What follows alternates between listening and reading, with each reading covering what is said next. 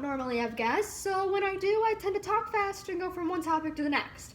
Look, I'm totally random. Deal with it. Quick, if you were a giraffe and you really wanted chocolate, but you were stuck inside a zoo, how would you escape and kill all the guards? Well, you can only choose one weapon, unfortunately. You are, after all, just a giraffe. And not that all giraffes aren't special, it's just there's only so much you can carry. Death by Giraffe totally sounds like a hipster band. Esther Earl's story is of the true basis of John Green's best-selling novel, The Fault in Our Stars. Green dedicated his book to her, stating that Esther reminds us all that a short life can be a good and rich life.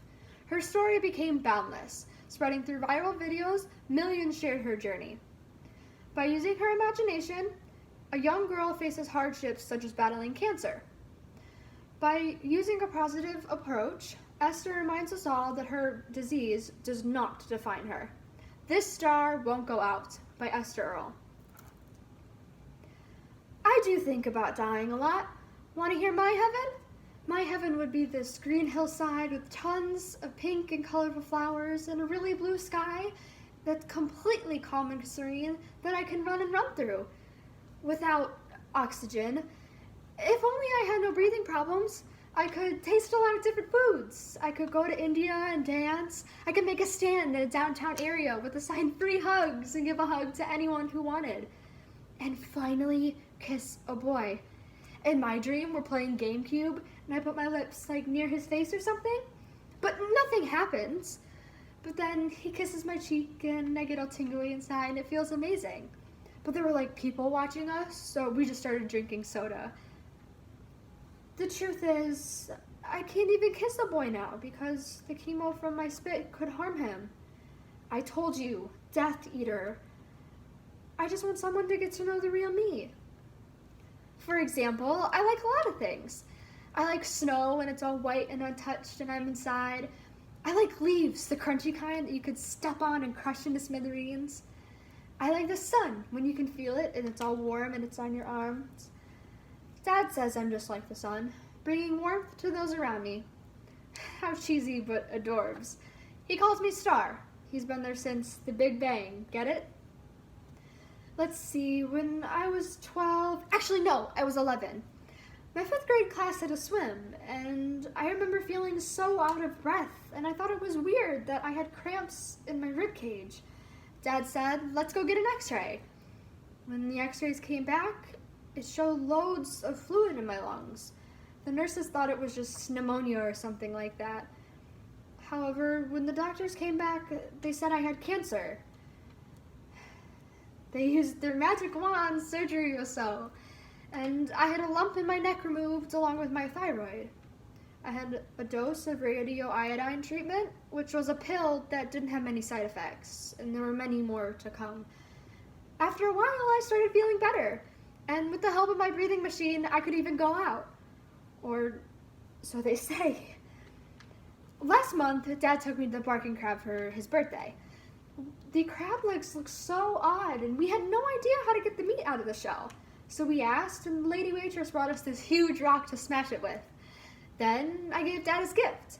I made him a yellow duck with a blue ribbon across his neck, and it said, "I'm ducky for you, Dad." He kind of liked it. Then my head started hurting, my tummy ached, and I fainted. The doctor said we found more cancer than we suspected in Esther's lungs. Our plan is to do a large dose of radiotherapy in hopes to give Esther's lungs time to refix themselves. Of course, that was a ginormously brief summary. Anyways, what it means is that the cancer is more advanced than they thought, more spread. Dad says, Esther, 99.6% of patients in your condition cure fine, but you fall into the unsure category. He's so open about it. Fun, eh? Scary, okay? Look, I may live 6 days, 6 weeks, 6 months, 6 years, or 60 years. They have no idea. And I've been thinking, if I died tomorrow, what would happen? Dad says, someone takes you where you want to go. I say, I hope they have MapQuest. I do think about dying a lot, but I've sort of grasped that I no longer may live on this earth, and it's no longer a nightmare. Lately, I've been dreaming about my favorite subject again. Boys. I'm chasing this red car and it stops at this stop sign, and I run up to the window and I knock on it and he rolls it down. Then I close my eyes, pucker my lips, and wait. But then all of a sudden I feel something wet and slippery, and when I open my eyes, it's this boy and he's smiling at me and he has the head of a dolphin and he tells me that he's an alien. When I wake up, my cat, Pancake, was licking my nose. Gross. Okay, so hit your knee and call me Sally. I want a kiss, not courtesy of SeaWorld. It's something normal that I may not have. Another thing I may miss out on. Recently, I felt a large rumbling in my lower middle lung, and I figured it was nothing, so I breathed in and out, and I coughed, expecting mucus. But instead, I saw blood. My heart thudded so fast, my stomach sank, and I became lightheaded. I called to Dad, and he took me to the emergency. My oxygen was cranked from 2 to 4, but I was fine. Then they gave me this new drug, Ativan, to control my breathing. When they drew my blood, they missed the vein and had to do the other arm.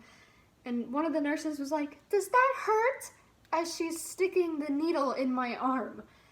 And I did my best, confused face at her, and I wanted to say, "No, it feels like I'm at the spa."